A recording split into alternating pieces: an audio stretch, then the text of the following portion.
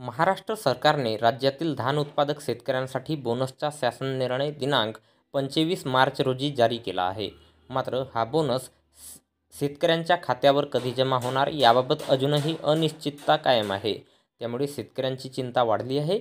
मुख्यमंत्र्यांनी नागपूरच्या हिवाळी अधिवेशनात धान उत्पादक शेतकऱ्यांना 2 हेक्टरच्या मर्यादेत हेक्टरी 20,000 रुपये बोनस जाहीर केला होता. सरकारने जी.आर. काढला. मात्र शेतकऱ्यांना पैसे मिळण्याची कोणतीही निश्चित तारीख अद्यापही जाहीर करण्यात आलेली नाही.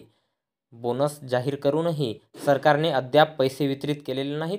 कर्जबाजारीपणा, नैसर्गिक आपत्ती आणि आर्थिक संकटांनी ग्रस्त असलेल्या शेतकऱ्यांची निराशा वाढत आहे. त्यामुळे सरकारने भंडारा जिल्ह्यातील धान उत्पादक शेतकऱ्यांच्या खात्यात बोनसचा लाभ तात्काळ जमा करावा अशी मागणी जुनी पिंपरी येथील शेतकऱ्यांनी दिनांक 4 एप्रिल रोजी दुपारी 12 वाजता दरम्यान केली आहे. तुम्हाला यावर्षी बोनस मिळाला का? नाही, यावर्षी बोनस अजून मिळालाच आहे. मार्च एंडिंग झाली, सध्या सर्व कास्तकार खाली झालेले आहेत. पण अजून बोनसच्या आम्ही वाट पाहत आहोत. पण अजून आम्हाला बोनसची आशा दाखवली, पण आम्हाला अजूनही खात्यात जमा झालेले नाही. त्यावेळेस इलेक्शनच्या वेळेस मोठे आम्हाला आश्वासन दिले की आम्ही तुमचा बोनस जमा करू, पण अजूनही आमच्या खात्यात बोनस आलेला नाही आहे.